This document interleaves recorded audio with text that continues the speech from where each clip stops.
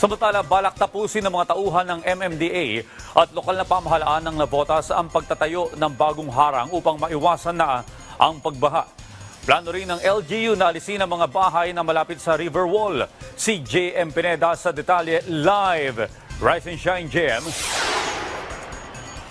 Audrey, magpapatuloy nga ang pagkukumpuni at pag-aayos dito ng Metro Manila Development Authority o MMDA dito sa nasirang dike sa Barangay San Jose sa Navotas City.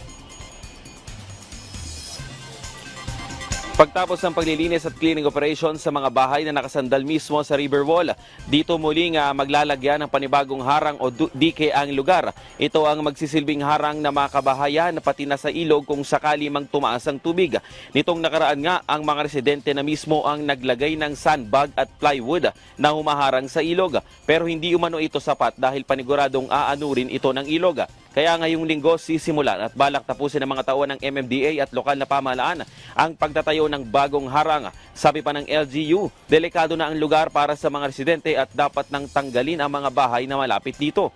Nitong weekend nga nang mawasak ang river wall o dike na nagdulot ng malawakang baha sa barangay. Ang mga residenteng malapit dito ang lubhang naapektuhan. Nang humupa na ang baha, bumalik agad ang mga residente. Pero giit ng CDRRMO ng Navotas, ang mga residente lamang naligtas ang kinatatayuan ng bahay ang makakabalik sa lugar. Nauna na nga rin binigyan ng LGU ang mga residenteng mismong nakatira sa tabi ng Navotas River ng relocation site sa Naik, Cavite.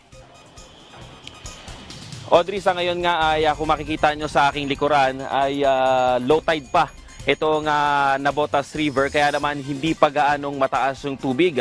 Kung sakali daw, sabi ng mga residente nandito, kung sakali mang tumaas yung tubig dito, itong mismong kinatatayuan ko ay lubog na rin sa baha, kaya naman lubang delikado na rin para sa mga residente. Kung nakikita nyo rin sa aking likuran, itong likod na ito yung mga kabahayan na mismong nakatabi dun sa river wall at kahapon nga sinimulan na ng MMDA na sirain ito at wasakin. Kung nakikita nyo naman, delikado talaga ito para sa mga tao at para tirhan din ng mga residente. Sobrang delikado ito dahil kung sakali mang tumaas yung tubig, ay paniguradong sila yung unang maapektuhan ng baha.